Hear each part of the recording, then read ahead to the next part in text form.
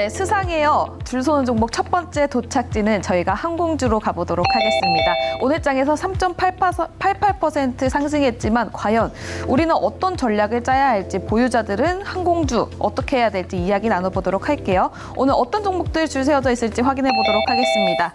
네, 대한항공, 아시아나항공도 보이고요. 티웨이 항공도 보입니다. 어떤 비행기 타고 어떻게 줄 세볼지 우리 매니저님들과 이야기 나눠보도록 할게요. 네, 지금 이제 비행기 타고 미국도 한번 날아가려고 폼을 좀 잡았는데요. 미국 상황 그렇게 좋을 것 같지는 않습니다. 지금 CPI 결과가 나왔습니다. 전망치가 일단 8.8로 나왔는데 CPI 9.1로 9.1%로 좀 많이 높게 나왔습니다. 이에 대한 이야기부터 먼저 풀어가야겠는데요. 함께할 매니저들 소개하겠습니다. 자, 오늘 한규수 매니저와 박수원 매니저 나왔습니다. 안녕하십니까? 예, 안녕하십니까? 자, 예상치보다 훨씬 높게 나왔습니다. 이번 컨센서스도 사실 8.8로 높게 잡았거든요. 와, 근데 9.1이 나왔기 때문에 시장 여파가 없진 않을 것 같습니다. 오히려 그래서 75bp 미국 시장에서 더 금리 인상을 단행할 것 같은 가능성까지 거론될 것 같은데 일단 박수원 매니저님 지금 CPI 결과치 어떻게 해석하고 계시나요? 시장에서는 소비자 물가 지수에 대해서 그동안 8.8 내지는 이제 9.0 정도 나올 것이다 했는데 그 9.1이 나왔어요. 9.1이 나왔는데 예상치보다는 조금 높게 나왔죠. 하지만 이 부분들은 저는 전혀 걱정할 필요는 없다고 생각합니다. 왜 그러냐면 어차피 6월 달에 물가 지수고요. 이번에 중국도 이번에 CPI가 발표되었지만 6월 달 CPI가 2.5 이상 좀 상승해서 시장에 좀 어느 정도 쇼크를 주지 않겠냐고 생각했는데 이제 무난하게 좀 넘어갔던 부분들이 있고, 그리고 제가 지금 미국의 6월에 그 CPI를 좀 이렇게 좀 높게 나와도 걱정을 안 하는 이유가 이미 물가의 기준이 되고 있는 원유 가격이 급락을 했다라는 겁니다.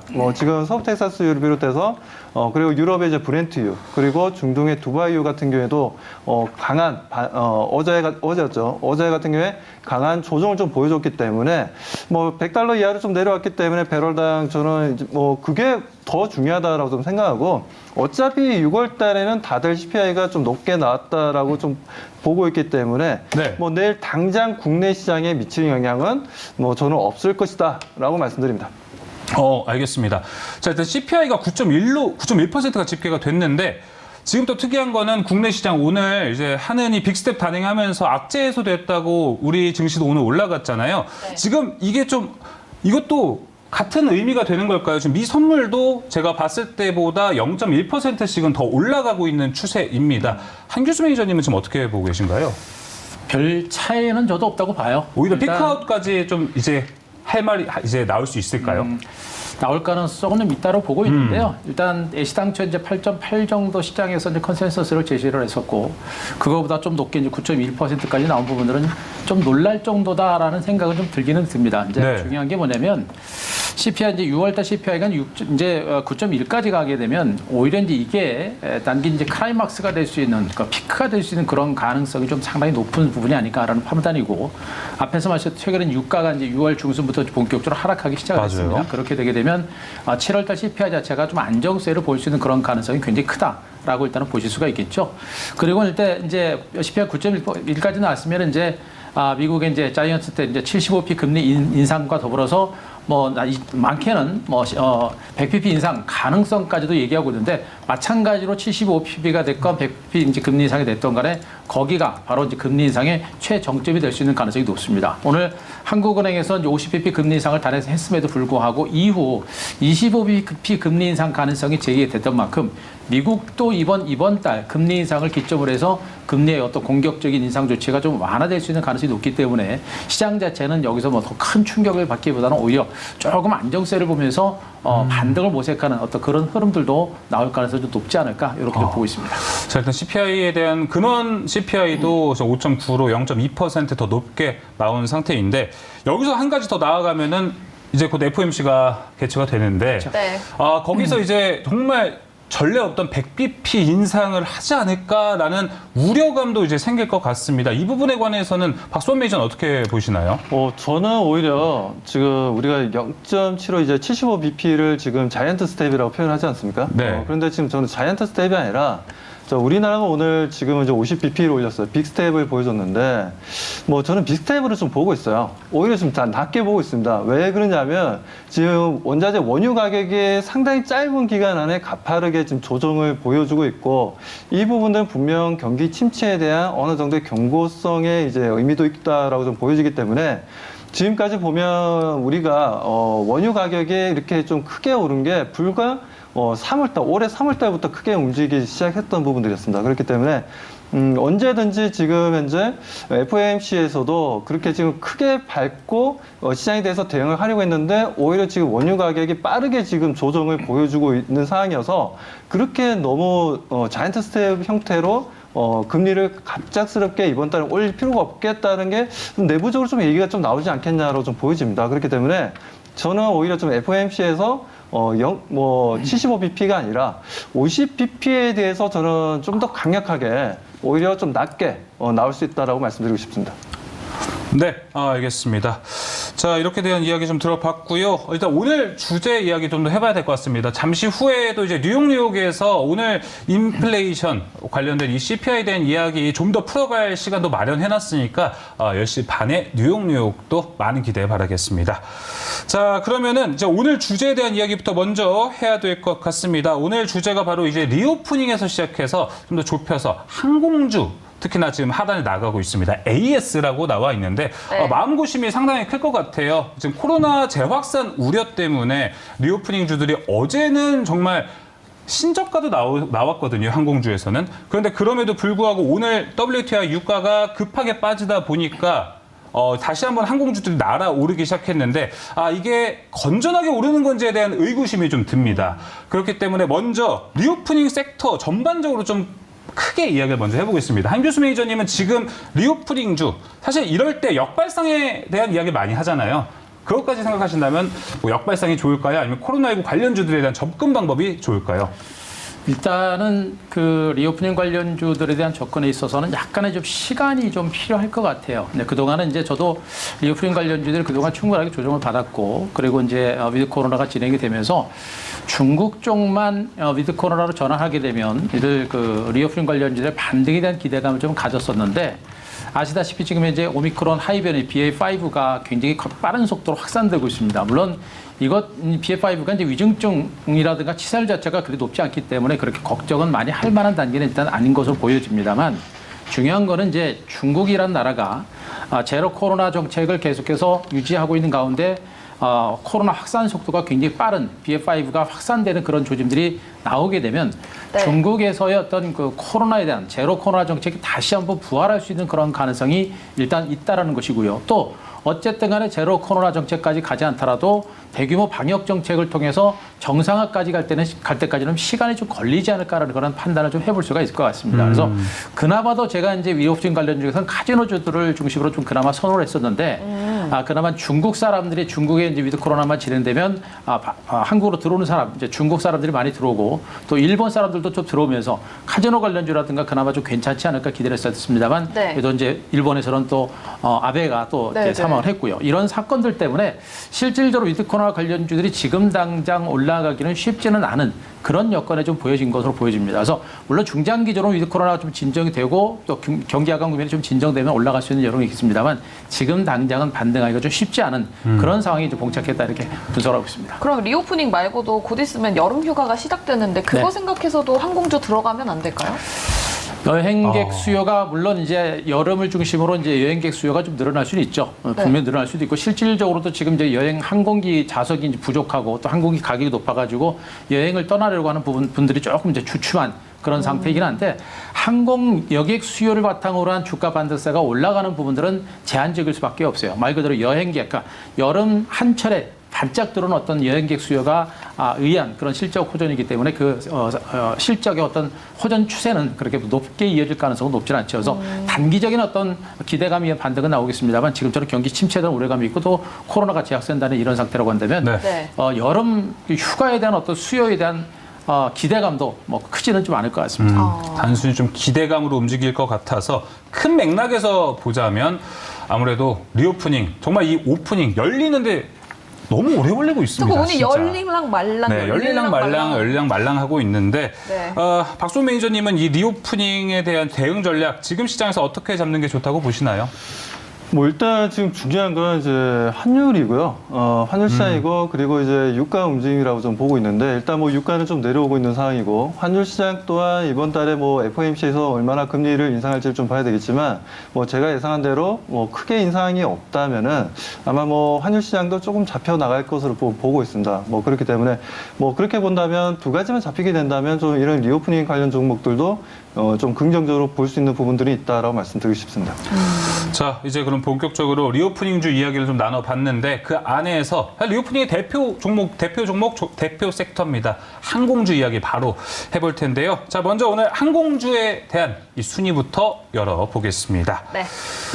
자, 먼저 오늘은요, 항공주 하면은 일단 오늘은 채팅창에는 CPI 여파 때문에 지금 CPI 얘기밖에 안 하고 계시는데 네. 아무래도 항공주 얘기를 한다면 1위는 뭐 누구나 좀 예상이 되는 기업이라고 생각을 합니다. 그래서 오늘은 저희도 역발상으로 네. 1위부터 공개하기로 네, 했습니다. 반대로 갑니다, 저희. 네, 자, 그럼 1위부터 한번 공개하겠습니다. 네, 항공주 AS. 그렇죠. 중에서도 1위는 두 분 다 대한항공 가지고 오셨습니다. 자, 대한항공으로 두 분 다 모시고 가지고 왔습니다. 사실 우리나라 대표 항공사고 대한항공 1위로 해주셨는데 오늘 얘기를 들어보니 어느 한 매니저님은 항공주에 유망 종목을 하나도 안 넣어주셨다는 첩보를 들었습니다. 자, 그래서 일단 먼저 한규수 매니저님한테 물어봐야 될 것 같은데 매니저님인가요? 저는 일단 유망을 했습니다. 예. 유망을 했는데요. 일단 앞서도 말씀드렸습니다만 일단 뭐 항공주라든가 여행주라든가 이제 카지노 관련주들이 대표적인 리오프닝 관련주입니다만 항공주들도 오늘 뭐 올라간 것은 역시 이제 유가 하락이라고 하는 부분들 그리고 이제 미국의 이제 항공사들의 실적 호전 소식 때문에 이제 주가가 잠깐 올라간 형태입니다. 자, 문제는 이제 추세적인 반등세가 계속 나올 수 있겠느냐라는 건데요. 뭐 아시다시피 대한항공은 뭐 그 우리나라 대표적인 항공사고요. 그리고 이제 코로나를 겪으면서 이제 우리 여객기를 항공, 화물로 바꾸면서 오히려 실적이 더 많이 좋아진 그런 상태입니다. 그래서 항공, 화물 호조세가 계속해서 진행이 되면서 지난 1분기에도 역대 최고의 실적을 기록할 정도로 실적이 상당히 양호하게 이어진 종목이에요. 그러니까 1분기 영업이익이 무려 7,731억 정도, 분기 사상 최대를 기록할 정도로 실적이 이런 그 코로나라는 상황에서도 실적이 상당히 좋은 그런 종목입니다. 그러니까 어떻게 보면 참 이런 그 위기를 극복하면서 전화위복의 계기로 만들었던 그런 업체이기 때문에 참 대단한 업체다라고 일단은 보실 수가 있을 것 같습니다. 중요한 거는 일단 지금 현재 항공주들의 이제 흐름 자체가 과연 지금처럼 코로나가 조금씩 다시 한번 창궐하고 있는 상태고 네. 이런 리오프닝에 대한 기대감이 있는 상태에서 실적이 얼마나 더 좋아질 수 있겠는가라는 부분에 대해서 보셔야 될 것 같은데 지금 이제 여행객 그 리오프닝이 진행되면서 이제 항공 그 화물 여객기 부분을 항공 그 화물기 부분을 이제 여객기 부분을 다시 이제 전환을 하면서 네. 이제 여객 쪽에 대한 어떤 사업 비중을 좀 강화하려고 하고 있는 상황입니다. 자, 중요한 거는 뭐냐면 지금 여기 아까도 말씀드렸습니다. 글로벌 리오프닝에 대한 기대감이 있으면서 지금 코로나가 재확산되는 모습들이죠. 치명률 자체는 높지는 않을 거로 보고 있어서 국내 여행객들의 여행 수요가 크게 위축되지는 않을 거로 보여집니다. 다만 당분간은 이런 어떤 BA5의 확산 여부가 어디까지 확산되는지를 좀 더 지켜보는 그런 관망세가 진행되면서 여행객 수요가 조금은 잠시 주춤할 수 있는 그런 가능성이 좀 높다고 보고 그렇죠. 있고 여기다가 이제 항공 화물도 운임료가 조금씩은 좀 주춤해지고 있는 상태입니다. 글로벌적 경기 위축에 대한 우려가 있기 때문에 그런 부분들이 이제 대한항공의 실적에 대해서 지속적인 실적 증가세로 견인하기는 조금 어려울 거로 일단 판단을 합니다. 그래서 네. 항공주 내의 대표적인 종목이 워낙에 펀더멘탈 좋고 실적이 좋아서 유망 종목으로는 일단 올리긴 했습니다만 그러나 네. 지금 당장 주가가 올라가기는 좀 쉽지 않다는 그런 관점이고 또 주변 여건 자체가 약간은 위축된 모습이기 때문에 주변 여건 자체가 좀 더 개선되고 좋아지는 그런 시점이 올 때까지는 매수를 좀 유보하시고 네. 만약에 물량을 좀 가지고 계신 분들은 조금 올라갔을 때 좀 물량을 좀 줄였다가 나중에 재매수라든가 내지는 뭐 새로운 종목을 옮겨가든가 하는 이런 약간 이제 순발력 있는 그런 네. 대응이 좀 필요하지 않을까라는 생각입니다. 어제 대한항공이 52주 신저가를 기록을 하는 바람에 네. 거기에 대한 우려감도 저는 하나 더 생기는 건 지금 매크로 환경이 도와주지가 않다 보니까 그렇죠. 대한항공 어제 52주 신저가를 기록했는데 더 떨어질 차트상으로 봤을 때 더 떨어질 룸은 좀 남아 있는지도 궁금합니다. 차트가 별로 안 좋아요. 지금 뭐 차트를 잠깐 보시게 되면요. 이런 차트 패턴이 이제 서서 이제 역별 상태로 이제 전환했다라고 하는 겁니다. 일단 주가 위에 바로 5일선, 11선, 21선, 61선, 120선, 300일선 이렇게 이제 주가 패턴이 나오고 있죠. 이렇게 주가가 하락세로 돌아선 부분이 전형적인 이제 역별 상태로 전환하고 하락 추세로 진입했다라는 그런 의미가 됩니다. 보통 이제 주가가 이렇게 장기간에 걸쳐 수렴 과정을 거친 후에 이렇게 오고 나서 네. 밀집돼서 이렇게 올라가게 되면 본격적인 상승 기조가 나오는 경우가 많은데 지금은 반대의 흐름이에요. 굉장히 긴 시간 동안 주가가 재반에도 평균선들이 묶여 있다가 주가가 하락세로 전환하는 전형적인 하락 추세고 또 5일이 평선 저항 받고 주가가 다시 밀리는 이런 형태이기 때문에 흐름 자체가 약세로 전환하는 형태입니다. 그래서 차트 패턴의 흐름도 안 좋은 패턴이기 때문에 오늘 이 반등세가 기술적인 반등일 가능성이 매우 높다 이렇게 네. 보시는 게 좋을 것 같습니다. 알겠습니다. 지금 채팅창에도 정은우님께서 반등시 매도 고려라면 얼마나 상승 여력이 있을까요? 라고 올려주셨어요. 박수원 매니저님이 보셨을 때 오늘 어떻게 할까? 제가 처음에 얘기했었을 때 박수원 매니저님은 오늘 그러면 항공주 1위부터 5위까지 올 보류나 주의 의견을 주셨을 것 같은데 대한항공이 지금 반등한다면 어느 정도 여력까지는 보이시나요? 뭐 그래도 오늘 좀 보면 좀 거의 뭐 5% 가까이 좀 상승했는데 네. 오늘 좀 외국인과 기관들의 이제 양 매수가 좀 들어왔습니다. 뭐 일단 수급적으로는 좀 들어오는 분위기였고 거래량도 좀 괜찮았다라고 좀 볼 수 있고요. 뭐 기술적인 반등이 나와서 좀 더 움직임을 좀 보여준다면 제가 봤을 때는 한 28,000원까지도 또 좀 봐도 괜찮지 않나라고 좀 보여집니다. 그렇기 때문에 만에 하나 28,000원까지 오게 된다면 저는 비중을 보유하고 계신 분들은 전량 좀 정리하고 다시 한번 좀 매수 시점을 잡아보는 게 좋지 않을까라고 말씀드리고 싶습니다.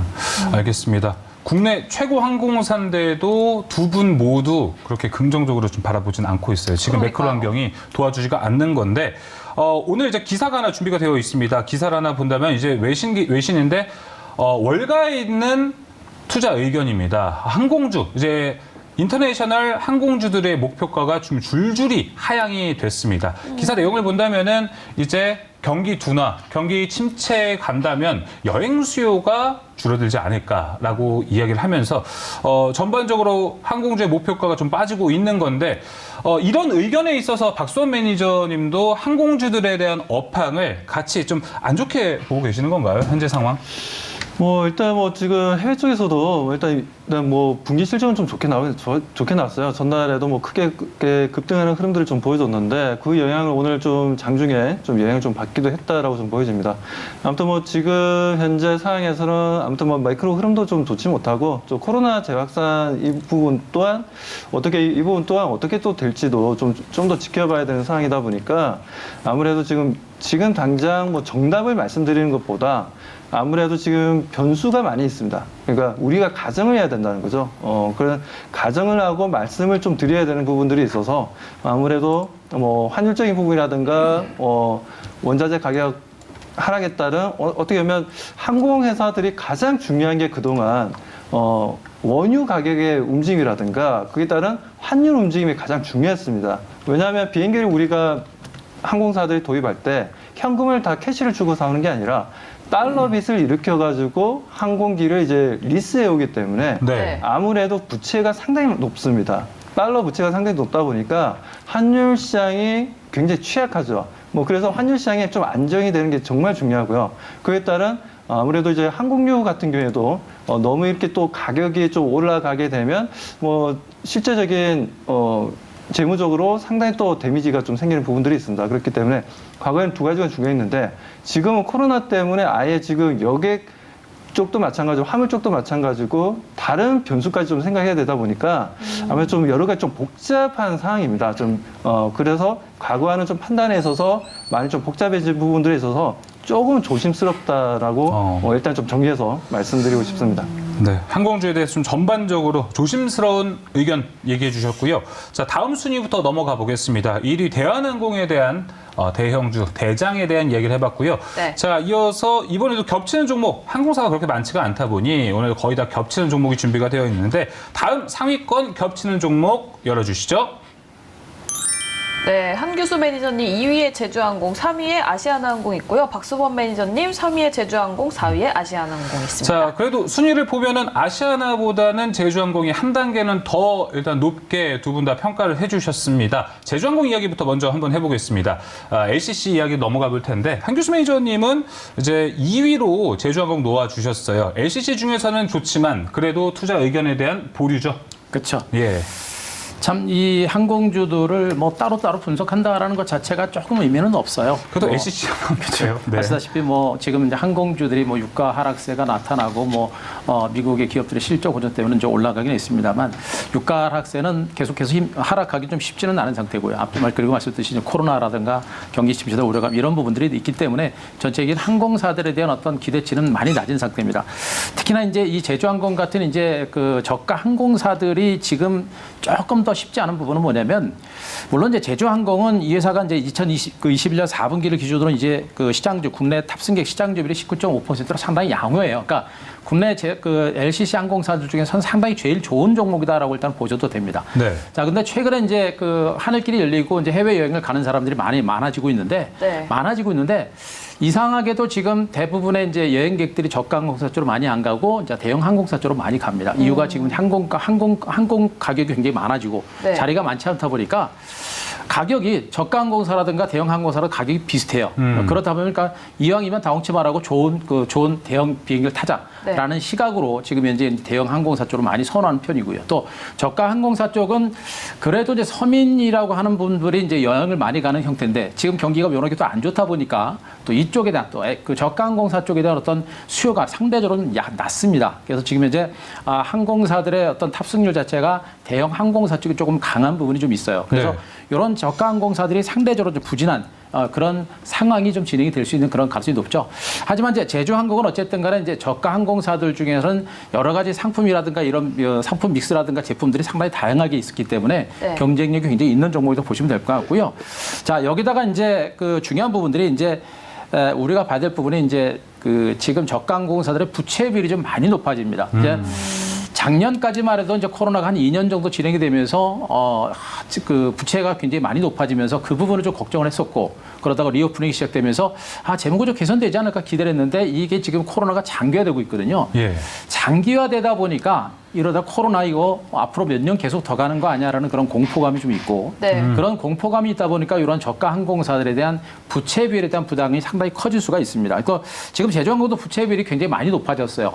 부채 비율이 1000%까지 높아질 정도로 굉장히 많이 높아진 상태이기 때문에 부채 비율에 대한 어떤 부담감들이 분명히 있는 상태입니다. 그래서 이 종목도 제가 랭킹은 2위에 올려두긴 했습니다만 보류 의견을 드렸던 이유가 바로 이런 부분들이 네. 분명히 있고요.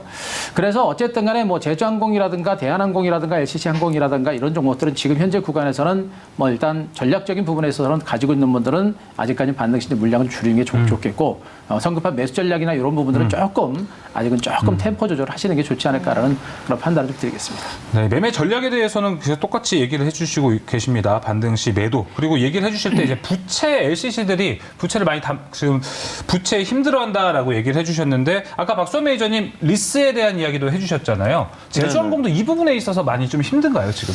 그렇죠. 아무래도 항공사들 같은 경우에는 다들 대한항공도 마찬가지, 아시아나도 마찬가지고 지금 이제 제주항공도 마찬가지고 비행기들을 다 달러 빚을 이제 통해서 리스를 해서 가져오는 개념이다 보니까 제주항공 같은 경우에도 지금 항공기만 하더라도 지금 40대가 넘습니다. 그러다 보니까 아무래도 그에 대한 부채가 좀 많은 편이고요. 그 달러 빚이 아무래도 좀 환율 시장이 아무래도 과거에 예를 들어서 비행기를 도입할 때 예를 들어서 1,100원에 달러당 1,100원에 도입을 해왔다면 그때보다 지금 이제 200원이 더 올라갔지 않습니까? 그만큼 또 빚을 갚아야 되는 빚은 엄청나게 좀 늘어난 거예요. 네. 그러다 보니까 그 부담감이 가만히 있어도 이제 빚이 늘어나다 보니까 영업이익이 지금 안 그래도 적자인데 네. 거기에 이제 또 하나 더 얹어진 거죠 지금. 그러다 보니까 영업이익 적자에다가 지금 이제 더 적자에다가 지금 더 안 좋은 상황이 계속해서 지속되다 보니까 코로나까지 덮치고. 그렇죠. 코로나 때문에 좀 여객이 좀 더 살아나나라고 생각했는데 그 상황까지 벌어지고 네. 거기에다 또 경기가 그래도 어느 정도 경기 부양책을 쓰면서 그동안 어떻게 버텨봤는데 좀 갑자기 또 금리 인상을 하면서 경기가 또 위축되고 경기가 침체 얘기까지 좀 나와주고 있고 그러다 보니까 아무래도 소비자들 입장에서 가처분 소득이 좀 증가해야지 그에 따른 이런 해외 여행을 하든 네. 아니면 또 이런 또 대내외적인 좀 활동을 좀 많이 하면서 좀 소비를 할 텐데 그 소비할 수 있는 여건이 지금 전체적으로 좀 안 된다는 거죠. 아무래도 소비가 위축될 수밖에 없고 그렇다면 그 소비 위축에 있어서는 아무래도 이렇게 좀 물론 여행 상품 같은 경우에는 좀 특별하게 또 좋아하시는 분들도 있어서 또 갈 수도 있겠지만 네. 아무래도 평균적으로 봤을 때는 좀 어렵지 않나. 소비 지출에 있어서 많이 좀 줄어들 수밖에 없다라고 판단하고 있습니다. 네. 박소 매니저님은 이제 소비 위축 이야기도 해주셨고 방금 또 전에 한교수 매니저는 코로나가 좀 길어지지 않을까라는 우려감 이야기를 해주셨는데 이 두 악재가 지금 항공주를 많이 잡고 있습니다. 그래서 이 코로나19에 대해서 한번 이야기를 해보면 좋을 것 같은 게 이게 지금 역발상이 통할지 안 통할지가 사실 가장 궁금해요. 네. 이거는 이제 리포트 자료에서 발표가 됐는데요. 보면 이제 사망률은 현저히 많이 줄어들었습니다. 저렇게 높이 올라온 산 같은 게 이제 오미크론 발생 당시인데요. 네. 지금 사실 신규 확진자 더블링 이야기가 나오고 있습니다. 더블링에서 이제 20만 명, 30만 명까지도 본다면 사실 피크아웃이 오미크론 때 나왔던 걸 비교한다면 60만 명의 반 수준이거든요. 그렇게 본다면 이 자료만 보면 그런 생각은 듭니다. 한교수 매니저님. 재확산, 이 증시 관점에서 그렇게 심각하게 안 받아들여도 되지 않을까라는 생각은 들거든요. 그렇죠. 뭐 우리가 너무 예민하게 받아들일 만한 그런 수치는 일단 아니다라고 보셔도 될 것 같습니다. 우리는 이미 이제 코로나라고 하는 그 이제 바이러스를 우리는 이제 한 2년여 기간 동안 겪어왔고 어떤 성격을 가지고 있는지도 다 알고 있고요. 또 재확산 된다고 하더라도 치명률이라든가 이런 것들이 매우 낮기 때문에 그렇게 걱정은 하지는 않아도 됩니다. 이제 중요한 건 뭐냐면 주시장이라는 것은 뭐냐면 주시장이라는 건 결국은 불확실성이죠. 이게 코로나가 계속해서 이제 계속해서 확산되다 보니까 치명률은 높지 않더라도 그래도 아프거든요. 아픕니다. 그러니까 조심해야 되겠죠. 조심하다 보면 행동 반경 자체가 줄어들 수도 있겠고 기업들의 입장에서는 운신의 폭 자체가 위축될 수밖에 없는 이런 상태가 될 겁니다. 또 많은 분들이 이제 코로나가 좀 진정됐구나라고 하면서 좀 활동을 좀 하려고 하다가도 네. 두 개 할 거를 하나밖에 안 하는 이런 상황이 또 반복될 수도 있고요. 바로 이런 부분들입니다. 이런 것들이 이제 증권 시장의 약간의 이제 불확실성을 확대시킬 수 있는 그런 모습이고 또 기업들 입장에서는 이제 코로나가 계속해서 확산되게 되면 앞으로 이제 미래 사업에 대한 투자라든가 이런 부분에 대해서도 그 계산을 좀 미루거나 내지는 사업 규모를 축소하거나 이런 방어적인 전략으로 이제 전환할 수 있는 가능성도 굉장히 큰 부분이에요. 그래서 우리가 이제 생활하는 데 있어서는 오미크론 자체가 그렇게 큰 충격은 주지는 않을 거로 보고 있습니다만 경제적인 측면에서는 분명히 위축될 수 있는 가능성이 굉장히 크다는 것 하나고 중요한 게 뭐냐면 이제 중국이라는 나라입니다. 중국이 지금 이제 제로 코로나 때문에 경기가 굉장히 안 좋죠. 네. 그러니까 중국이 경기가 좋아지면 글로벌 경기도 중국에서 희망을 갖고 경기가 회복될 수 있는 가능성이 있는데 중국이 워낙에 또 그 코로나에 대해서 예민할 수밖에 없는 그런 상황이에요. 그러다 보니까 여기서 중국이 이제 BA.5 이제 확산 속도가 굉장히 빠른 이 오미크론의 확산세가 계속해서 가중되게 되면 중국 당국은 또 규제를 또 방역을 강화할 수밖에 없는 이런 상태가 되거든요. 그렇게 되면 중국 경기가 위축되고 그렇게 되면 전 세계적인 어떤 경제 활동이 많이 위축될 수 있는 그런 부분이 있습니다. 그래서 치명률적인 부분에서는 괜찮습니다만 경제적인 측면에서는 분명히 시장에 부담이 있다라는 거는 우리가 알고 있어야 될 것 같습니다. 어쩔 수 없이 부담은 좀 있는 것 같습니다. 저희도 민수 아나운서 그리고 이쪽은 다 한번 경험을 했었잖아요. 네. 우리가 다. 네, 경험했어요. 네, 박소 매니저님도 경험을 하셨는데 네. 코로나19 확진자 수가 이렇게 늘어나면 저희도 경험을 해봤다시피 확진자가 아마 급증은 하긴 할 거예요. 네. 근데 증시에 영향을 준다는 것 자체가 아마 혹시나 거리두기 같은 게 다시 네. 재개가 된다고 한다면 거기서 증시에 브레이크는 걸리겠죠? 뭐 그렇지만 제가 봤을 때는 뭐 그럴 가능성이 좀 낮다라고 보여지고요. 예. 저도 뭐 걸려봤지만 걸리기 전에 정말 공포스러웠어요.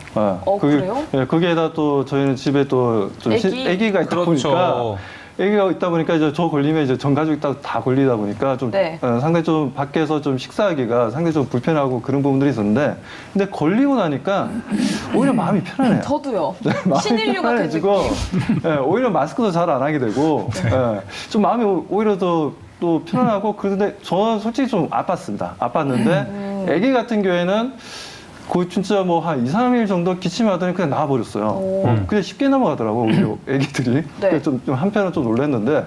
자, 아무튼 그래서 오히려 이번 뭐 변이 하위 변이 바이러스라고 하는데 네. 이게 뭐 BA5다, BA4다, 뭐 2.75다, 뭐 여러 가지 변이 얘기가 계속해서 나와주고 있습니다. 근데 이런 변이는 앞으로 계속 나올 것 같아요. 이번 한 번은 끝나는 게 아니라 앞으로 계속 나올 부분이고, 다만 그게 얼마만큼의 치사율을 가지고 있고 얼마만큼의 시장에 좀 영향을 줄 수 있냐라는 부분인데 제가 봤을 땐 독감보다 지금 이게 좀 어떻게 보면 치사율이 점점 낮아지고 있는 분위기입니다. 네. 맞아요. 그래서 그래서 지금 이제 오히려 독감을 더 조심해야 되는 상황이어서 저는 이게 좀 코로나가 아무튼 이번에 재확산이 되더라도 크게 뭐 염려할 필요는 없다라고 보고 있고, 만약에 뭐 하루 확진자 수가 10만 명이 넘어간다 하더라도 정부에서도 한번 이렇게 또 학습 효과라는 거 한번 겪어봤고 전 국민이 겪어봤기 때문에 그에 따른 뭐 슬기롭게 이번에 좀 대처를 잘해서 좀 잘 넘어가지 않겠냐라고 좀 보고 있습니다. 뭐 그렇게 좀 한편으로 또 바라고 있습니다. 네, 지금 네. 채팅창에서는 박수범 매니저님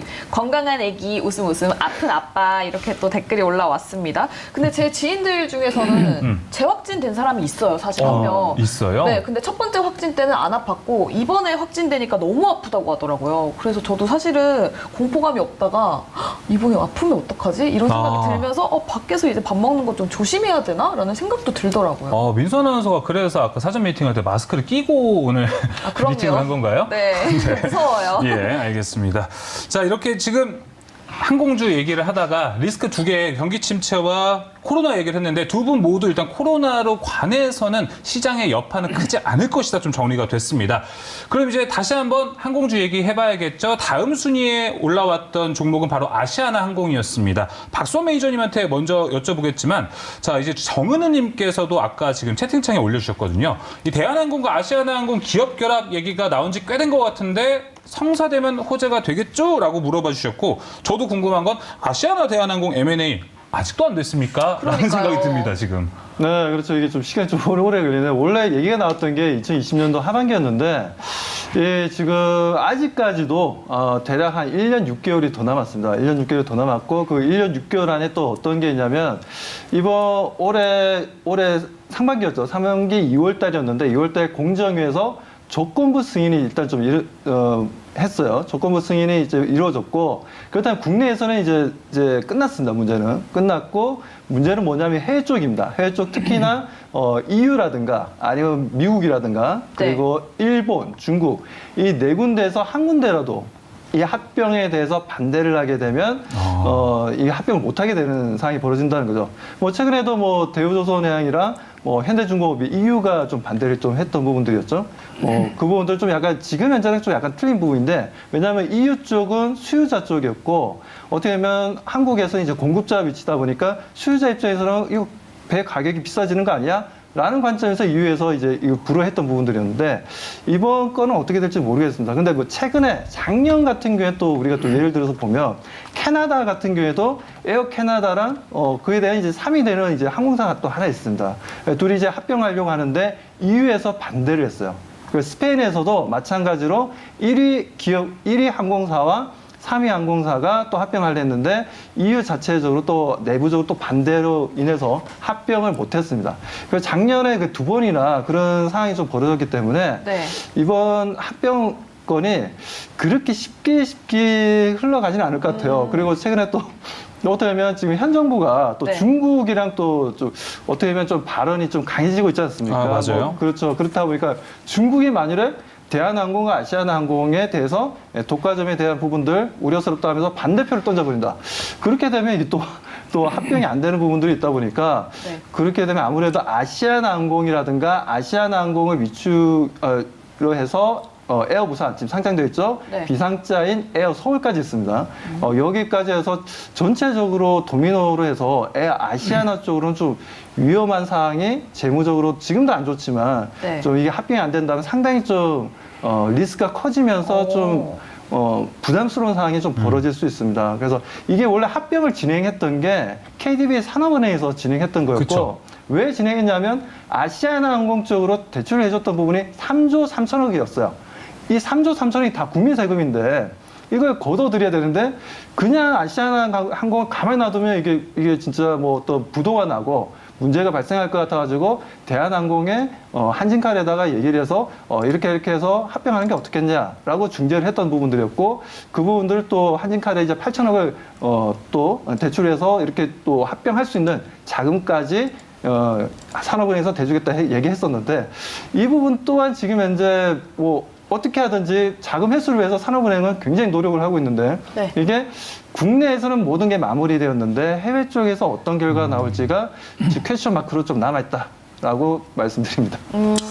그러면은 이제 한 교수님 매니저님께 여쭤보자면은 합병이 된다면 아시아나항공은 그때는 괜찮다고 보시는 건가요? 그때는 좋죠. 어. 그때는 좋은데 말씀하셨듯이 이게 결과를 지금 예측하기가 굉장히 어려워요. 그 정도인가요? 이게 말 그대로 이제 밥그릇 싸움이기 때문에 대한항공과 이제 아시아나 합병이 이루어지게 되면 안 그래도 이제 하늘길이라든가 그런 부분에 대해서 각국이 약간 이제 뭐 손해 볼 수 있는 그런 가능성 때문에 견제구로 굉장히 많이 날리고 있는 겁니다. 그래서 대한항공 대우조선해양도 그런 맥락으로 일단 보셔도 될 것 같아요. 그래서 결과를 우리가 쉽게 예측하기는 좀 어려운 상태예요. 그래서 만약에 합병이 이제 그 기업결합이죠. 기업결합이 만약에 이제 승인이 떨어진다라고 한다면 아시아나항공은 이제 기사 회생하는 그런 업체로 보시면 돼요. 지금 아시아나항공의 1분기 연결 기준 부채가 한 5조 3천억 정도가 되는데 네.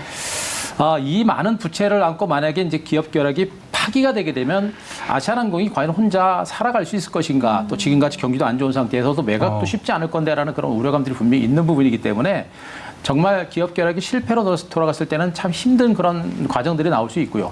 만약에 기업 결합이 만약에 승인을 따게 되게 되면 결국엔 대한항공이라고 하는 그 큰 등치 큰 업체들과 함께 기업 결합을 통해서 새롭게 도약할 수 있는 그런 가능성은 굉장히 커진다라고 보셔도 될 것 같아요. 그래서 만약에 이제 기업 결합이 승인이 떨어진다고 한다면 주가는 그나마 다른 항공주들에 비해서 주가 반대세가 좀 더 강화될 수 있고요. 특히나 지금 최근에 이제 아시아나항공도 이제 대한항공을 따라서 이제 뭐 여객 부분을 어떤 화물기로 전환하면서 실적도 그나마 개선되고 있는 부분이기 때문에 만약에 기업 결합이 성공한다고 한다면 항공주들 중에서는 시세 흐름이 가장 강하게 나올 수 있는 그런 가능성이 높은 종목이 아닌가라는 판단인데 네. 문제는 기업 결합이 승인이 떨어질지 그렇지 않을지를 우리가 지금 여기서는 예측하기가 쉽지 않다.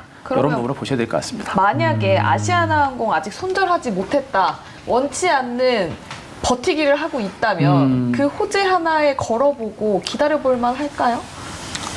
주가가 거의 근데 그 정말 흐름과 반토막 가까이 나와가지고 어려운 질문이시긴 한데요. 버티신 분들 많이 없었을 것 같아요. 일단은 조금 버텨내야 되겠죠. 버텨내시는 게 일단 필요하겠고 결과를 기업 결합이 될 거다 안 될 거다라고 자신 있게 말씀드리지는 못하겠습니다만 긍정보다는 저는 부정이 한 뭐 49 정도 되지 않을까라는 그런 생각을 좀 해요. 그래서 좀 걱정은 좀 하긴 합니다만 그런 부분들이 이제 많이 반영이 됐기 때문에 실질적으로 만약에 그런 재료가 이제 기업 결합이 실패했다라고 하면 네. 차라리 그때 조금 더 손실을 보고 그때 다 터시는 게 낫겠고 네. 만약에 그렇지 않고 기업 결합이 성공하게 되면 주가가 한번 쭉 올라갈 수 있어요. 그렇죠. 그렇기 때문에 그런 가능성 때문에 지금은 뭐 투매하는 것보다는 한번 결과를 기다리는 게 좀 낫지 않을까라는 생각을 하고 있습니다. 알겠습니다. 자, 이렇게 아시아나항공 들어봤고요. 다음 순위 한번 확인해 보겠습니다. 순위표 열어주시죠. 자, 다음 순위 한번 확인해 보겠습니다. 순위 열어주세요. 네, 박수범 매니저님 2위에 진에어 있고요. 한규수 매니저님 4위에 티웨이 항공 있습니다.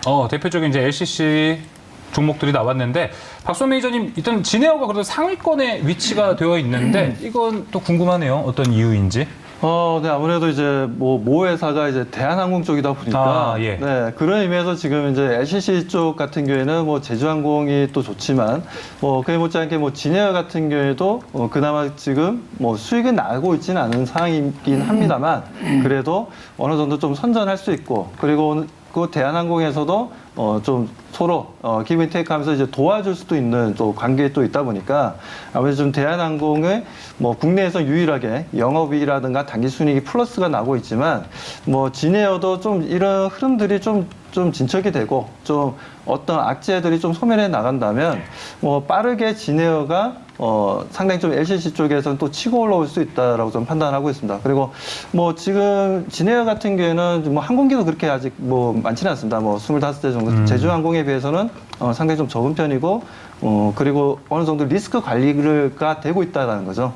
다른 LCC 항공사들에 비해서 그런 관점에서 저는 진에어에 대해서 좀 긍정적으로 좀 보고 있다라고 말씀을 좀 드리고 싶습니다. 그리고 만에 하나 예.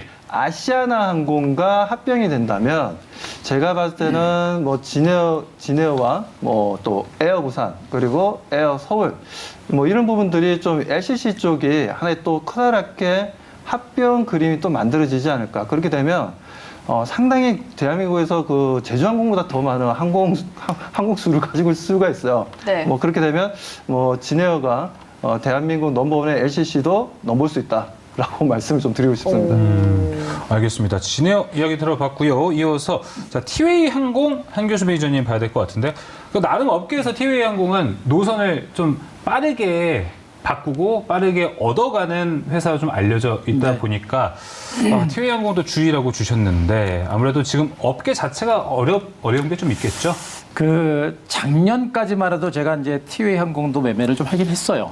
예. 그나마 이제 워낙에 많이 빠졌고 또 위드 코로나에 대한 리오프닝에 대한 기대감들 때문에 그나마 좀 매매를 했었는데 올해부터는 매매가 좀 부담스러운 부분들은 앞서도 제가 뭐 진행에 대해서 이제 부채비율에 대해서 얘기를 했습니다만 작년까지만 해도 이제 그 코로나라고 하는 인류가 예측하지 못했던 재앙에 의해서 이 그 항공주들이 실적이 굉장히 안 좋았고 또 부채비율도 높았고 뭐 이런 상태가 계속 진행됐습니다만 그래도 리오프닝이 진행되면 그래도 실적이 개선되고 제목 개선되지 않을까 기대감이 그나마 좀 있었거든요. 근데 네. 지금 이제 코로나가 장기화된 그런 흐름이 나오고 여기다 경기 침체까지 계속해서 이루어지고 있는 상태에서 티웨이 항공의 이제 그 부채비율이 지금 1,700%까지 늘어났어요. 그러니까 작년까지만 해도 그래도 이런 어떤 그 재앙이라고 하는 부분들 때문에 기업의 실적이 부진한 부분들, 재무적 안 좋은 부분까지는 그래도 수긍을 했습니다만 올해 이후에는 이런 부분들까지 정부에서 내지는 나라에서 커버를 해줄 수 있을 것인가라는 것에 대해서는 약간은 좀 우리가 좀 경계를 좀 해야 되는 그런 부분이 좀 있지 않을까라는 그런 생각을 좀 하고 있습니다. 그래서 당장 뭐 부채비율이 많이 늘어났다 그래가지고 회사 자체가 지금 당장 어떻게 되는 것은 아닙니다만 앞으로 이제 업황 자체라든가 또 이제 경기 흐름 자체라든가 이런 부분들이 많이 안 좋다라는 부분들을 보게 되면 우리가 쉽게 접근하기는 좀 쉽지는 않을 걸로 일단 판단이 됩니다. 그래서 티웨이 항공은 회사 자체가 뭐 항공사니까 뭐 영위하고 있는 사업분들은 똑같을 겁니다만 그러나 제일 중요한 포인트가 이제 이런 부분들, 부채비율이 너무 많이 높다라는 이런 부분들, 이런 부분들 때문에 좀 신중한 그런 어떤 접근이 좀 필요한 종목이라고 좀 판단하고 있습니다. LCC들의 그 부채 비율이 늘어난 거는 코로나 시기 때문에 늘어난 거라고 봐야 그렇죠. 되나요? 코로나 때문에 이제 그 늘어났고요. 대부분 이제 유상증자라든가 증자를 통해서 이제 자금들을 많이 이제 취합을 했고 그러면서 실질적인 현금 흐름이라든가 이런 게 굉장히 많이 나빠진 상태입니다. 그래서 그런 부분들 때문에 지금 부채비율이 높아진 것이고 이 흐름이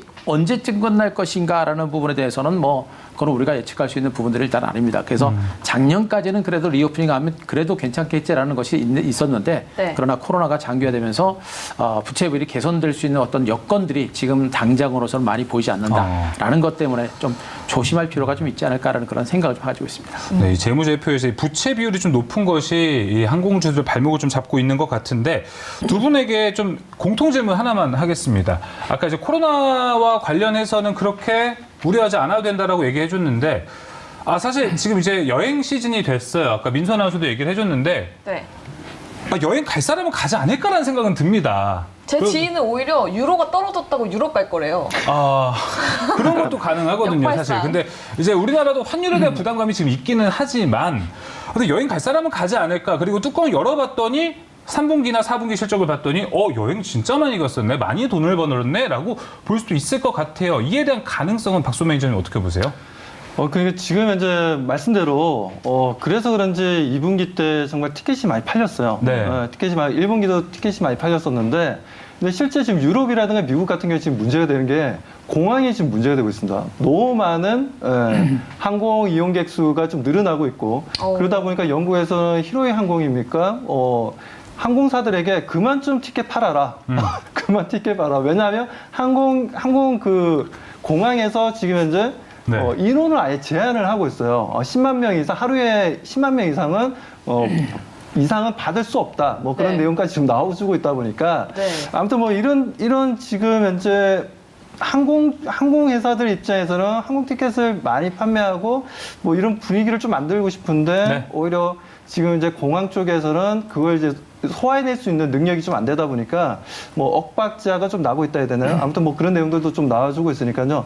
이런 부분들이 좀 약간 좀 아쉽다고 해야 되나요? 그리고 뭐 또 요즘에 뭐 도난도 많이 당하고 있죠. 여행 갔다가 뭐 지금 여행 가방 캐리어를 갖다가 도난당하는 사건도 좀 많이 발생하고 있기 때문에 그래서 그런 부분들도 그렇고 일단 뭐 말씀하신 대로 뭐 가실 분들은 가실 것 같아요. 그런데 그런 수요가 생각보다는 과거에는 예를 들어서 뭐 100이었다면 지금 현재는 한 30까지 떨어지지 않았을까라고 말씀드리고 싶습니다. 조심해야 될 거 조심해야 될 것 같은데 민수 아나운서 이 친구분도 유럽 가신다는 분도 아까 자료 봤죠? 네, 대환장 유럽 파티. 지금 공항 환장 파티다. 제 친구 중에 한 명도 거기 환장 파티에 기여하고 왔습니다. 네, 저도 이제 한 4년 전쯤에 유럽 갔던 기억이 나는데 네. 유럽 항공을 보면요. 국내 항공사들 정말 서비스 정말 좋은 겁니다. 그래요? 저도 가서 좋겠다. 짐 잃어버리고 하루 이틀 날렸거든요. 그래요? 예, 그랬던 기억이 있습니다. 이렇게 대환장 파티도 지금 유럽에서 벌어지고 있다고 합니다. 한규수 매니저님 봤을 때도 여행 수요에 대한 가능성은 어떻게 보세요?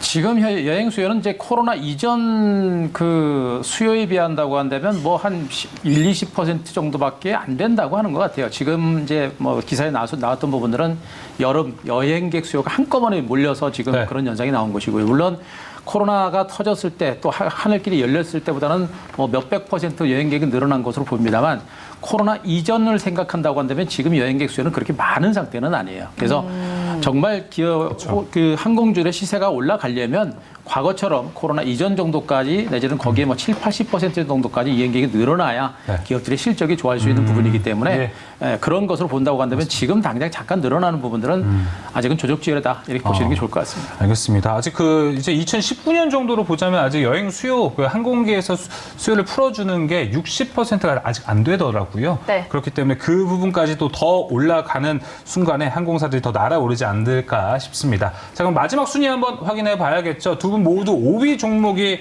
겹치는 걸로 지금 소식이 들려왔는데 바로 종목 공개해 보겠습니다. 네, 두 분 다 5위로 에어부산 가지고 오셨습니다. 야, 이 정도면은 에어부산은 보유자도 그렇고 신규 매수도 어렵다라는 관점으로 봐야 될 것 같은데 박수원 매니저님, 한규수 매니저님 둘 분 다 여쭤볼 텐데 시간 관계상 간략하게 에어부산 말씀 부탁드릴게요. 박수원 매니저님. 네. 에어부산에 대해서는 제가 좀 5위를 좀 둔 이유는 아무래도 지금 재무 상태도 그렇고 지금 상당히 좀 안 좋은 상황들입니다. 그리고 지금 유상증자가 지금 이제 좀 진행되고 있는 부분들도 있고 그래서 지금 에어부산은 실질적으로 주가가 크게 움직이려면 아시아나항공과 대한항공이 합병한다는 소식이 들리면 그때부터는 저는 에어부산을 적극적으로 말씀을 좀 드리고 싶습니다. 하지만 지금 상태에서는 에어부산을 대응하기는 상당히 어렵고 어디가 저점인지를 정확하게 모르겠고요, 솔직히. 그리고 재무 상태도 상당히 어려운 상태에서 거의 지금 자본 잠식이 되어 있다라고 얘기할 수 있을 정도로 아주 안 좋은 상태입니다. 그래서 그런 부분들이 좀 상당히 아쉽고 그 에어부산이 지금 비행기가 지금 매출은 계속 줄고 있고 안 좋은데 비행기가 지금 25대나 됩니다. 그렇기 때문에 네. 그에 대한 달러 빚에 대한 좀 부담감도 상당히 좀 높은 상황이다. 그리고 부채 비율이 지금 시간이 지날수록 계속 올라가고 있다. 그런 관점에서 제가 5위를 선택했습니다. 네. 에어부산 재무 상태 이야기를 해주셨고 한규수 매니저님도 더 첨언하실 게 좀 있으실까요? 비슷합니다. 일단 아시아나항공과 관련된 이제 그 기업 결합 여부, 이제 그게 이제 불확실성이 분명히 있는 부분이고요. 역시 이제 부채 비율이 좀 많이 높은 부분, 670% 작년 기준에서 670%니까 낮은 상태는 아니에요. 그러니까 이런 부분들이 있기 때문에 우리가 많이 빠졌다라고 해서 욕심을 부릴 것이 아니라 일단 많이 빠진 종목들 중에 이런 종목보다 훨씬 더 좋은 종목들이 많습니다. 그래서 굳이 이런 종목에 대해서 우리가 너무 집중할 필요는 없지 않을까라는 그런 판단을 드리겠습니다. 알겠습니다. 자, 이렇게 거의 40분 가까이, 50분 가까이 항공주에 대한 이야기 해봤습니다. 그러면 그 반대급부, 대척점에 있는 코로나 관련주들은 어떨지도 상당히 궁금하거든요. 잠시 후에 김민성 매니저의 진단키트주 탑5가 준비가 됐습니다. 네, 줄서는 종목 두 번째에서 만나볼 수 있는데 어제 실제로 우리 황대현 매니저님이 중소형 중에서도 차트 안정주를 가지고 왔었잖아요. 오늘 하루 만에 목표가 달성하지 않았나요? 네, 어제 탑픽으로 가져왔던 화신이 플러스 맞습니다. 6% 달성을 하고 있습니다. 네. 그러니까 줄서는 종목 두 번째까지 끝까지 지켜봐 주시고요. 우리 매니저님들 길게 얘기했지만 아직 시간이 부족합니다. 맞아요. 박수범 매니저님 무료 방송 있으신가요? 네, 있습니다. 지금 이제 바로 들어오시면요. 지금 열려 있습니다. 유튜브를 통해서 들어오실 수가 있고, 그리고 저희 회사로 해서 들어오실 수가 있는데, 아무튼 많은 분들 참여하시면은 지금 시장에 대해서 좀 올라갈 수 있는 이유들을 저는 지금 올라간다라고 좀 보고 있는데, 왜 7월 달에 상승할 수 있는 변곡점이 될 수 있는지를 좀 더 디테일하게 좀 말씀드리는 시간을 좀 가질 테니까요. 많은 분들이 참여 바라고요. 그리고 네이버 밴드에 MBN 골드 박수범이라고 치시면 밴드로도 운영을 하고 있으니까 많은 정보 올려드리고 있으니까 많은 참여 바라겠습니다. 네, 7월에 상승장이 궁금하다 하시는 분들은 박수범 매니저님 무료 방송 많은 관심 관심 부탁드리겠고요. 우리 한규성 매니저님 무료 방송 있으신가요? 예, 자 저도 내일 3시 50분에 잠깐 나고 이제 무료 방송 준비가 됐습니다. 자 저는 지수 이제 2,300선 바닥 가능성을 굉장히 많이 놓고 있고요. 제가 그동안 이제 좋은 종목들 조금씩 주워 담아라 이삭 죽기 전략을 여러 개 말씀드렸는데 이삭 죽기를 좀 강화를 해야 될 것 같습니다. 왜 강화를 해야 되는지 또 어떤 섹터를 중심으로 어떤 종목을 중심으로 이삭 죽기를 강화해야 되는지에 대해서 내일 무료 방송에서 말씀드릴 거니까 시장이 힘들지만 그러나 이런 힘든 구간에서는 분명히 굉장히 큰 기회가 올 수 있습니다. 위축되지 마시고 새로운 기회 한번 내일 무료 방송에서 같이 준비하시기 바랍니다. 네, 내일 3시 50분 한규수 매니저님 무료 방송 가셔서 지금 시장에서 가지고 갈 종목 어떤 게 있을지 이야기 들어보면 좋을 것 같습니다. 저희는 바로 줄 서는 종목 두 번째로 가볼게요.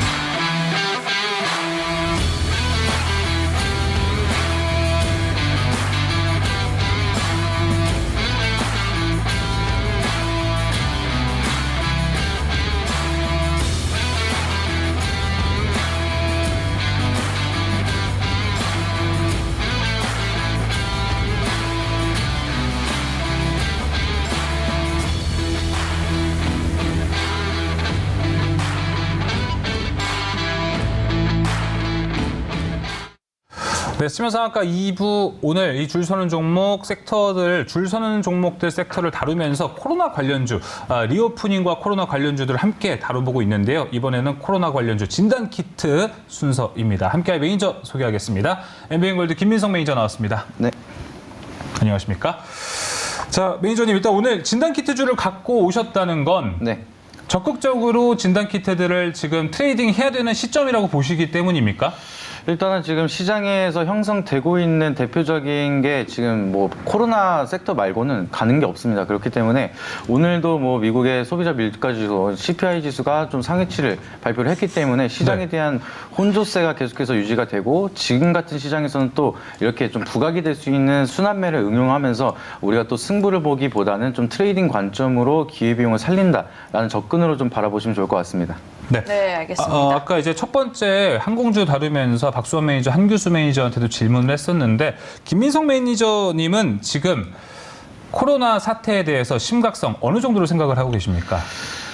지금 4만 명이 돌파가 되고 있고 많은 전문가들이 30명을 이제 넘어갈 그렇죠. 것이다. 약간 이렇게 얘기를 하고 있는데 과거에 우리가 생각을 해보면은 전문가들이 30만 명 넘을 것이다라고 하면은 이제 진짜 가겠구나. 약간 이렇게 걱정을 했었는데 한번 수치적인 게 한번 떨어지고 나서 지금은 설마 거기까지 가겠어라고 좀 많이 좀 과거랑은 이제 의심을 많이 하고 있는 상황입니다. 근데 우리가 잘 생각을 해보게 되면은 지금 수치적으로 좀 검사에 대한 수치가 줄어들기 시작을 하면서 확진자 추이가 떨어졌다는 걸 생각을 하게 되면은 우리가 검사하지 않고 무증상으로도 유지를 하고 있는 그런 확진자 추이까지 생각을 했을 때 과연 진짜로 그렇게 우리가 바닥까지 떨어졌냐라는 거를 생각을 해보면 아직까지는 완벽하게 코로나를 잡지 않았기 때문에 언제든지 좀 다시 한번 확산이 될 수가 있고 미국 같은 경우에도 지금 실제로 수치보다는 7배가 높은 상황이 보여지고 있습니다. 그래서 우리나라도 마찬가지로 지금 경각심을 좀 가지면서 결국에는 이게 수치적으로 경각심이 계속해서 형성이 될 텐데 그 전부터 우리는 주가의 선반영이 나타날 수 있으니까 그것도 투자 포인트로 잡아가는 게 좋을 거라고 생각을 합니다. 알겠습니다. 자, 경각심을 좀 가져보면서 코로나19 관련주 진단키트주 탑5 순위 바로 공개하겠습니다. 네, 5위부터 알아보도록 할게요. 5위 DNA-링크, 4위 수젠텍, 3위 대웅제약, 2위는 나노엔텍, 그리고 1위에는 미코바이오메드 가지고 오셨습니다. 1위부터 5위 모두 순위가 공개가 됐는데 의외네요. 시젠, 휴마시스, 그리고 이렇게 대장주들은 일단 위치가 안 돼 있기 때문에 이건 좀 의외입니다. 네. 빠진 이유가 어떻게 될까요? 일단은 뭐 진단키트 쪽에 이슈가 계속해서 순환매가 돌기 시작을 하면은 뭐 CDN이라든지 다 갈 겁니다. 다 갈 거기 때문에 우리가 잘 알고 있는 종목보다는 좀 우리가 시장에서 그렇게 직접적으로 많이 유명하지 않더라도 좋은 종목을 좀 추려서 설명을 해드리는 게 좀 더 좋을 것 같아서 이렇게 순위를 결정해서 말씀드리도록 하겠습니다. 네. 알겠습니다. 그래서 좀 숨어있는 종목이어서 그런지 DNA-링크가 이 진단키트 준 거는 저는 일단 지금 오늘 처음 알았는데 설명 좀 부탁드릴게요. 네, DNA 링크 같은 종목은 일단은 주의로 주의를 하자라고 좀 가져온 종목 중에 하나예요. 주의하자. 네. 그래서 진단 키트라고 해서 이제 대부분의 종목들이 다 갈 거라고 말씀을 드렸는데 꼭 그렇게 모든 섹터가 포함되어 있다고 다 가진 않을 거라는 거를 좀 보여드리기 위해서 좀 주의하자는 종목을 이제 가져왔는데 DNA 링크 같은 경우는 신속 진단 키트를 해외로 좀 수출을 하고 있는 기업 중에 하나입니다. 그래서 유럽에서부터 좀 코로나 확진 추이가 이제 올라가기 시작을 하면서 해외에 대한 수출을 하는 기업들에 대한 수혜가 좀 기대가 될 수가 있는데 그거와는 별개로 지금 DNA 링크는 코로나에 대한 사이클이 만들어지더라도 시장에 좀 소외를 받고 있습니다. 그래서 거기에 대한 이유를 좀 우리가 생각을 해본다라고 하면은 지금 엔터미디어라는 기업을 흡수 합병을 한다라는 이슈가 나타나기 시작을 하면서 지금 소액 주주들의 연합에 대한 좀 경영권 분쟁이 나타나고 있습니다. 그래서 엔터미디어에 대한 좀 이제 3년 이상에 대한 꾸준한 적자를 보고 있는 기업과 그리고 지금 본 사업과는 크게 연계되지 않은 사업을 좀 계속해서 강제적으로 흡수 합병을 하겠다라는 좀 마찰이 생기면서 많은 잡음이 들려지고 있기 때문에 DNA 링크 같은 경우에는 뭐 진단 키트만 봤을 때는 좀 성장성을 부각이 될 수가 있겠지만 그거 외에 잡음이 들리기 때문에 시장에서 가치 소외가 되면서 오히려 이거는 빛을 못 발할 수도 있는 그런 가능성이 있어서 좀 주의로 설명을 드리도록 하겠습니다. 알겠습니다. 진단 키트주 5위에 위치하면 좀 투자 유의, 좀 조심을 해야 되는 종목으로 소개를 해주셨고요. 혹시 그럼 좀 유망하게 보는 순위는 몇 위부터라고 좀 볼 수 있을까요? 1위부터 3위까지는 좀 유망하다라고 좀 가져왔고요. 4위는 조금 보류하면서 지켜봐도 나쁘지 않다. 약간 이렇게 보시면 좋을 것 그럼 그 같습니다. 3위가 대웅제약인데 네. 대웅제약 한번 볼까요? 대웅제약이요. 네, 대웅제약 같은 경우에는 지금 우리가 뭐 다 잘 알고 계시겠지만 진단 키트를 판매를 하고 있는 기업입니다. 그래서 지금 이슈가 나오고 있는 게 코로나가 확진자가 높아지기 시작을 하면서 지금 품귀 대란까지 나타날 정도로 진단 키트에 대한 좀 사재기를 하고 불안하니까 내가 좀 많이 쟁겨 놓으면서 좀 필요시에는 사용을 하기 위해서 좀 많은 수요가 늘어나고 있기 때문에 네. 진단 키트에 대한 좀 수익 개선 그리고 기업에 대한 성장 모멘텀을 좀 기대해 볼 수가 있는데 그 중에서도 지금 유일하게 제가 가져온 종목에서 외국인에 대한 매수세가 5거래일 연속으로 들어오고 있는 거는 대웅제약입니다. 그래서 지금 시장 같은 경우에는 외국인에 대한 자본 유출이 계속해서 끊임없이 나타나고 있지만 네. 외국인은 그나마 대웅제약 같은 이런 종목들은 좀 미래가치 지향성에 대한 성장성을 좀 기대를 하고 있다라고 보실 수가 있기 때문에 네. 좀 좋은 종목이기 때문에 지금 3위로 말씀을 드렸는데 좀 1, 2위는 아닌 이유는 좀 종목 자체가 무겁기 때문에 수익률로 봤을 때는 좀 더 더뎌질 수가 있어서 3위 정도로 하지만 좋은 기업으로 좀 설명을 드리도록 하겠습니다. 대웅제약 뭐 종목 자체만으로는 기대가 되지만 네. 좀 종목 자체가 좀 무겁기 때문에 3위로 두셨다라고 의견을 주셨습니다. 저 반면에 2위 나노엔텍 같은 경우에는 최근 거래일 동안 제가 알기로 바닥 찍고 최근만 한 열흘 동안에 30% 가까이 주가가 올라갔던 걸로 알고 있는데 2위로 놓으셨다면 오를 여지가 좀 남아 있다라고 생각하시는 건가요? 네, 아까도 잠깐 말씀드렸던 것처럼 이제 코로나에 대한 다 이슈가 유럽에서 좀 확진자가 형성이 되기 시작을 했습니다. 예. 근데 지금 나노엔텍 같은 경우에는 유럽 중심으로 지금 계속해서 공급을 하고 있었던 인프라가 있기 때문에 계속해서 나노엔텍에 대한 좀 기대감이 좀 형성이 될 수가 있고 지금 최근 들어서 진단키트에 대한 수급이 계속 어느 정도 들어왔고 오늘은 장이 좀 쉬어가는 흐름이었습니다. 진단키트주들은. 네. 그래서 여기 구간에서 좀 쉬어갈 때 우리가 충분히 여기서 눌림목에서도 좀 이제 받을 수 있는 게 그동안 우리가 고점 대비해서 내려온 종목을 생각하게 되면은 너무나 많은 긴 조정을 받았었고 다시 한번 거기에 대한 기대감이 형성이 되고 있는 거기 때문에 추가적인 상승 여력은 좀 힘있게 올라갈 수가 있다라고 보여지고 있어서 차트적으로 좀 수익률로 좀 더 많이 튀어줄 수 있는 종목 중에 하나가 나노엔텍이다라고 좀 보여지고 있고요. 그리고 차트적으로 이제 앞전에 매물대를 한번 소화해주는 그런 흐름이 보여지기 때문에 나노엔텍이 좀 여기서 반등이 나타날 때는 좀 더 수월하게 치고 올라갈 수 있는 종목이다. 그리고 지금 유럽에서 인프라를 갖고 있기 때문에 네. 좀 시장에서도 부각이 나타날 수 있는 그런 차이점이 있다라고 보시면 좋을 것 같습니다. 자, 유럽 인프라, 나노엔텍이고 자, 전반적인 순위로 보자면 오늘 1위에 올라온 미코바이오메드가 그럼 탑픽 종목으로 볼 수 있을까요? 네, 맞습니다. 자, 그럼 가격 전략까지 함께 설명 부탁드릴게요. 미코바이오메드는 이제 추가적으로 이슈가 나오기 시작을 한 게 신속 항체 진단 키트가 정확도가 98.3%를 기록을 했다라는 이슈가 나타나고 있습니다. 네. 근데 이게 우리가 주목을 해야 되는 게 백신 접종 후에 이제 항체의 형성 유무를 평가할 수가 있다라는 게 나오고 있는데 우리가 지금 백신을 맞고도 이게 정말 좀 효과가 있느냐에 대한 의문이 많이 갖고 있는 와중이라 지금 우리가 백신을 맞은 사람이 코로나 확진이 걸린 것과 백신 안 맞은 사람에 대한 코로나 걸린 확진을 좀 비교 분석을 할 수가 있기 때문에 때문에 네. 지금 진단키트 중에서도 가장 많은 인프라를 키워나가면서 수요가 가장 크게 급증할 수 있는 기업 중에 하나다라고 보실 수가 있겠습니다. 그래서 차트적으로도 최근 들어서 좀 원숭이 두창 진단키트 때문에 상승을 하다가 네. 그리고 나서 요거만으로는 좀 모멘텀이 부족하다라는 이슈로 좀 조정을 받았는데 이에 더불어서 코로나 확진이라는 이슈가 다시 한번 붙어줬기 때문에 좀 추가적인 힘 있는 반등이 나타나면서 좀 수익열이라든지 아니면은 미래적으로 좀 많은 수요가 이제 기대를 할 수 있는 기업이기 때문에 좀 탑픽 종목으로 설명을 드렸고요. 네. 그래서 가격 전략까지 바로 설명을 드리면은 네. 매수가는 11,800원에서 12,100원 지금 부근에서 매수를 접근하셔도 좋을 것 같고요. 그리고 목표가는 일단은 16,000원대 그리고 손절가는 이제 1,700원대로 좀 짧게 잡고 대응하시면 좋은 결과 있으실 거라고 말씀드립니다. 알겠습니다. 자, 진단키트 이야기 탑5 살펴봤는데요. 짧게만 여쭤보겠습니다. 4차 백신에 대한 이야기까지 나오고 있어요. 그래서 네. 코로나 관련주로 보면 지금 백신 관련주들을 보는 건 무리인가요, 좀? 일단은 4차 백신, 지금 백신에 대한 좀 의구심이 많이 형성이 맞아요. 되고 있기 때문에 백신보다는 우리가 좀 더 기대를 해봐야 되는 게 치료제 개발을 하고 있는 기업들에 대한 인프라를 좀 기대감이 빠르게 형성이 될 수가 있고 네. 접종률이 높아질수록 좀 백신에 대한 수요가 늘어났다. 아직까지는 백신이 잘 맞는다라는 것 때문에 그 이후에 좀 백신에 대한 관련 기업들이 상승할 수 있을 거라고 좀 보여지고 있습니다. 알겠습니다. 또 다른 또 정보들 많이 얻으려면은 또 어떻게 해야 되나요? 무료 방송 어떻게 준비되어 있죠? 내일까지